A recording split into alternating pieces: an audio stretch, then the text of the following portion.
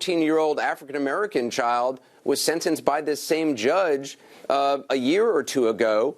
This 14-year-old killed one person, punching him. That person fell and hit his head on the sidewalk and died.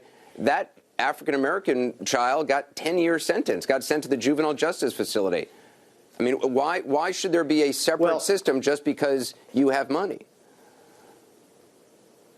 I don't think there is a separate system. This young man will be a ward of the state for 10 years, Anderson. 10 years that if he missteps any time, that judge can send him to the penitentiary. Can you lay out what happened in Wednesday's hearing? How is it that Affluenza is used to get Ethan Couch off? He killed not only 4 people, but critically injured others.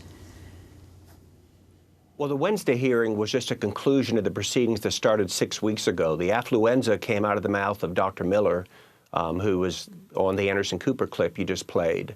And basically, because the defense position was because he had this profoundly dysfunctional family, because he was a child of privilege, because his parents let him do what he wanted to do, that somehow he wasn't responsible. It was the parents' fault, not his fault, that this crime occurred.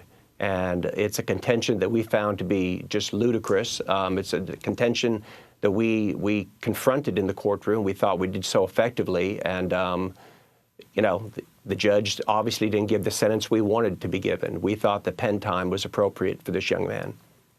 And has this kind of defense been used previously? I've never heard of anyone claiming that the fact that a person has privilege, that the person comes from money, is something that entitles them to different consequences. I've never heard that before.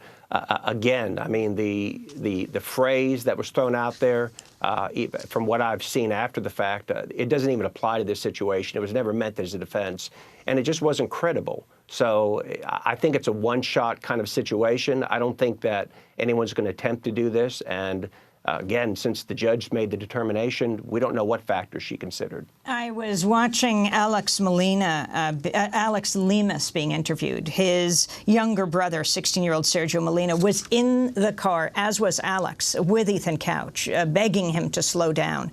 Sergio Molina is minimally responsive now, and it has been a long time. He can hardly move. He doesn't respond. This is Alex Lemus talking about his brother.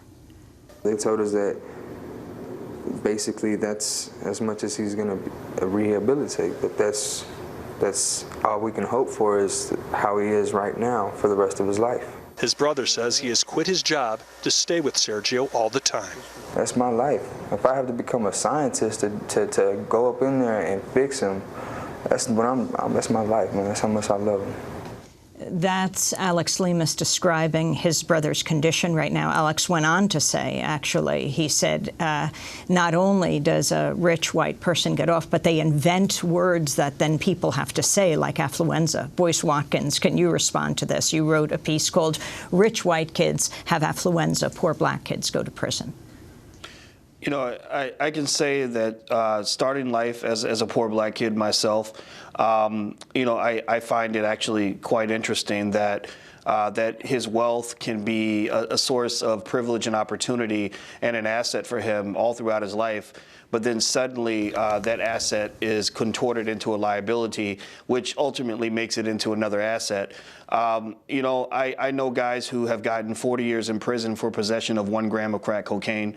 I had an older brother who went to prison at an early age, and it led him down a spiral of mental illness that stayed with him until he died. I was personally offended by what this judge did, and I really think that this judge, particularly since this sentence was so inconsistent with previous sentences, particularly with African American defendants, I think the judge should be investigated for corruption. I wouldn't be surprised if there was some sort of link, financially or otherwise, or politically, that led to this outcome. I think everyone should be outraged, not just African Americans, but pretty much all of us, which I think is the case.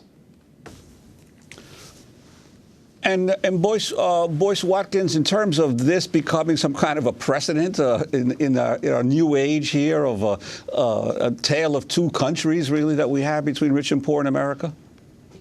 Well, we already have a tale of two countries. I mean, America has really become addicted to capitalism, extreme capitalism. I'm a finance professor, and so I don't hate capitalism, but at the same time, I know that capitalism is powerful, like fire or a drug, which can either cook your food and keep you warm or burn you and your family alive. And ultimately, in America, you see that the gap between the rich and the poor is growing more and more every year, and it's really affecting our political and judicial systems. Also, we have two tales here. When it comes to race, the United Nations has repeatedly cited the United States for having a two-tier society when it comes to the educational system, the economic system, and the criminal justice system. Everyone kind of knows about the joke except for us.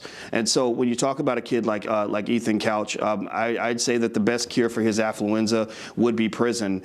And I think most people know that. And I think we have to understand that this judge is just one judge who made a bad decision. But at the same time, it could be something that could be applied all across the country, because most studies show that disparate sentencing does exist between races and between people with different socioeconomic statuses.